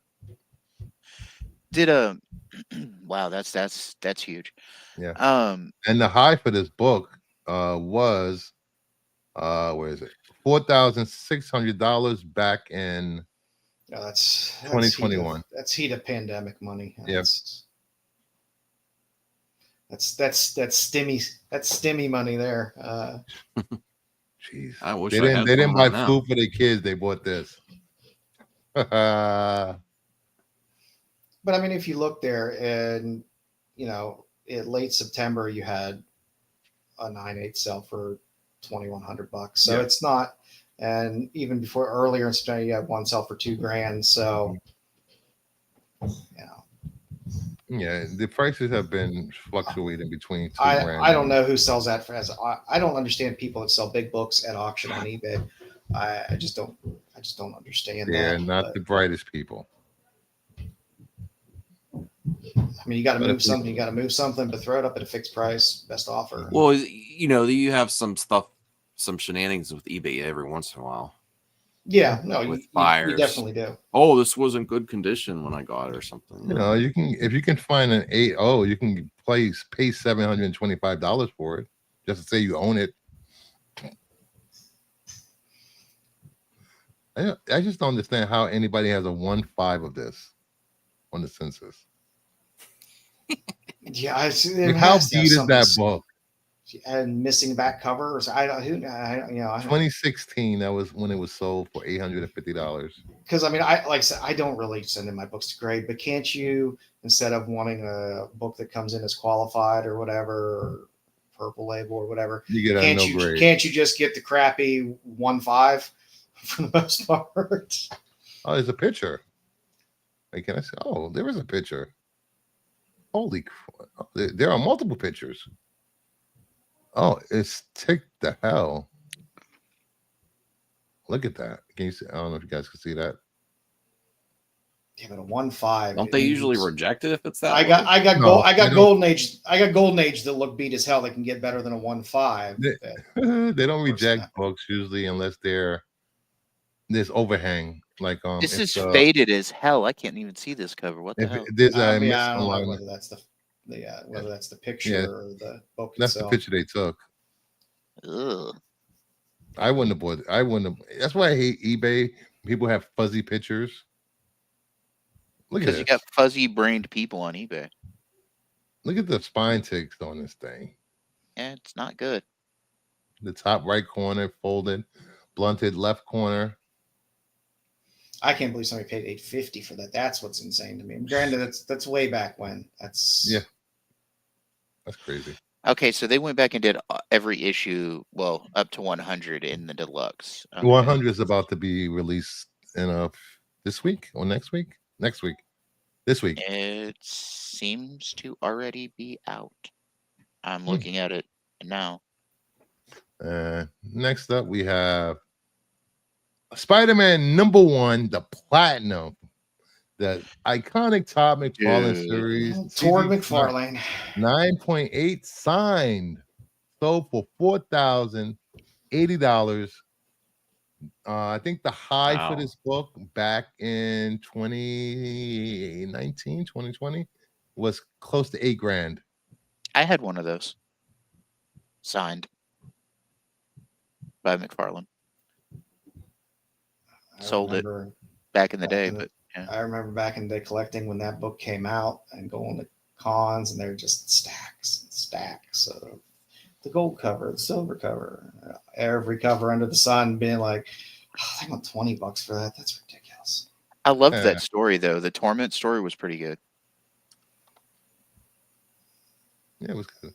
But that was back when I gave a shit about Spider-Man. It's an iconic run. It's an iconic book, and it's an iconic run.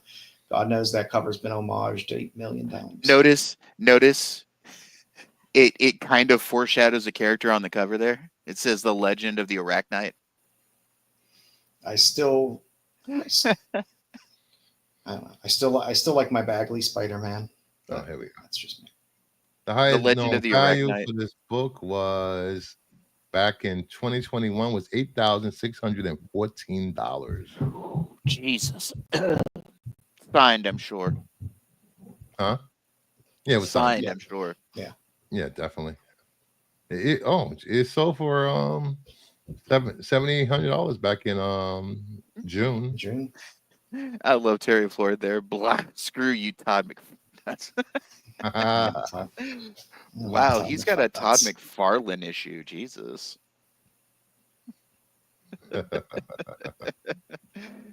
I've met him. He's a prick. But anyway. Screw you, Todd. All right, next up. Screw you, Todd. Jungle Comics #1 from 1988 at 9.8. Sold for $1,440.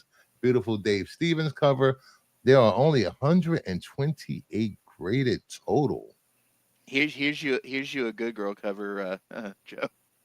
No, I love me some Dave Stevens, and Dave Stevens is still, like I said, it had a blow off top with the Dave Stevens heat, where people were spending way too much money for 9/8. You know, when a book goes from a $200 9/8 1 week, then all of a sudden it jumps to $3, then $5, then $1,000, then $1,500, then $2,000, then $2,500, all within a span of a couple months. It gets a little crazy. I love Stevens. I'm happy he finally got his due. I think these books are finally settling down a bit. Yeah, they are. They're never. I can't ever see these books settling back to where they were. No.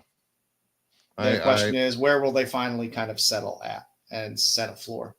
I sold quite a few of my CGC slabs of my Steven stuff, and now they're attainable again. Yeah. You know, they're not where they were, but they're not too far off from where they started at. They'll never go back down to that floor. I mean, the floor was criminally low. Yeah. Outside of like the only one that really had serious heat. Well, Shovel Noir did a little bit, but the Planet Comics cover always did well. But you used to be able to pick it up for a couple $100 in a 9/8. And it went $3,000. And then next thing you know, you turn around, it's $3,000. It's I don't see it going back down to being a couple $100 book in a 9/8. But it's definitely coming down from those highs. Those highs were too high. Right. Those highs were too damn high. Next, we have these are some comics that are coming out this week. Maybe you just want to take a look at them. We have Lower Decks #1 hitting comic books first time. Yeah, for all you String fans. #1 from Mad Cave Comics. She has the ability to see who you slept with. She's a private investigator, and she can also see if you killed someone. I think there's only 2 covers on this book. Yes, there's 2 covers. Is this one coming up? Yeah, it's coming out this week. Okay. Then we have the final issue of Batman Gotham by Gaslight, the Kryptonian Age. This is finally coming to an end. I stopped reading that after like the 4th issue. I was like, they just keep introducing new characters. Nothing's happening. And G.I. Joe #1 for all you Energon fans. The G.I. Joe and Transformers finally collide. You get your first appearances, new characters, and all that fun stuff. And you will see 8 million copies of that book all over the damn place. Yep. And this leads us to Ultimate FOC books that are coming out in 3 to 4 weeks. Please get your order into your local LCS or your digital LCS, whichever one you prefer. First up, we have Absolute Superman #2, the 1 in 25 Sanford Green incentive. Yay. Then we have Action Comics 1079, the Jason Sean Alexander variant. That's a nice cover. I like that. Then we have DC Horror Presents #2, Tom Fowler variant. Screw that's you, Crypto. Yes, that's Crypto. The hell? What? It's a great cover. He has Batman's hand in his mouth. Then we have Gotham City Sirens Uncovered #1, a Hamari variant. There's your Amari. Yes. Amari. Good stuff. Good stuff. Hey, Cliff. And I'm glad they're continuing with the Gotham City Sirens, because that last run was a fun little run. I hope to live to see the day Ahmed Ai comic book streams about Dick Grayson's ass the way I randomly tune in to Titty Comics on YouTube. I will do a whole spread on Dick Grayson's ass on the Qualified. You said you're getting a Sosa Micah Dick Grayson cover, so that's something. Nothing but Nightwing. So I'm saying. Nothing but. Hey, Nightwing, that title might have saved DC for a while. People were getting a little bored of DC outside of Nightwing, because Nightwing was carrying the load in terms of quality story for a while. Carrying the load, you say?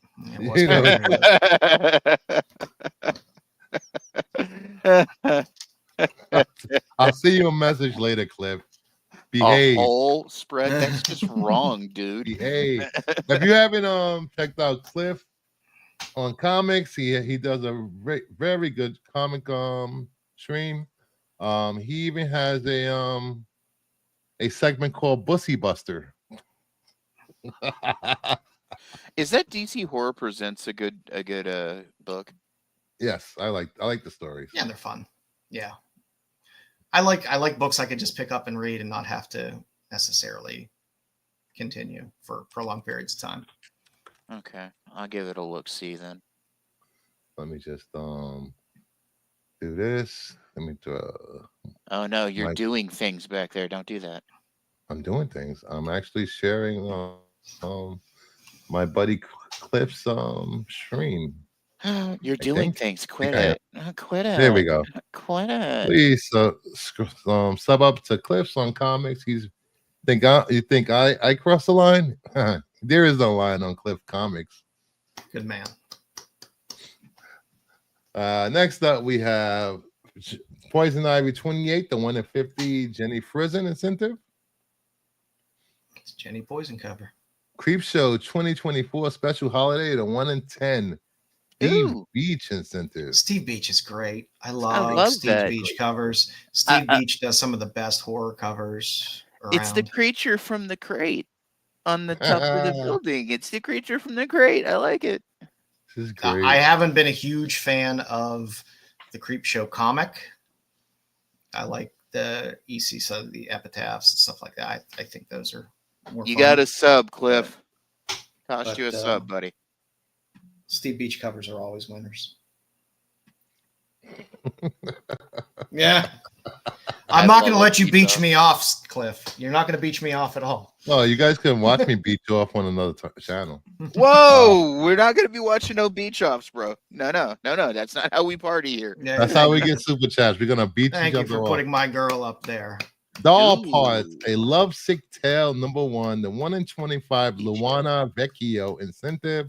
And I just want to give a shout out to good friend of the channel, Red 5 Comics, Brian, for putting together this week's FOC for me while I was busy. Thank you, buddy, if you're watching. Is this a good story, Doll Parts, or no?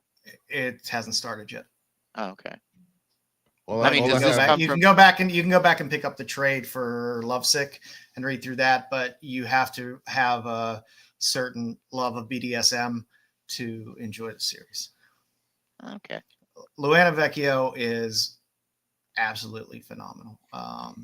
I love every cover she does, and I pick up everything she does. And this is her title. Lovesick was her title. Doll Parts is her stuff. So it's all her. So yeah. Speaking of BDSM, I was watching an anime. Of course you were. On Hulu, and before the anime started, it gives a parental warning about sex and acts. I'm like, what? I'm like, this is on Disney Plus now? Yeah, there was a dragon and a hard metal object in the rectum of a dragon, and she's screaming, yes, more, twisted, please. No, what? sir. I'll send you the link later. Like, I've never felt this before. It's my first time. It was so funny. All right, we got Snot Girl #16, the Brian Lee O'Malley variant. Little shining twin action going on. Yeah, it's a good cover.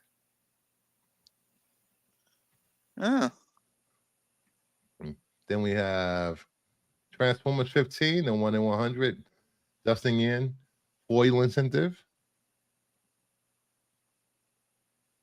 You guys are slowly turning me into an indie comics guy. Psylocke 2, the 1 in 100 J. Young Lee incentive.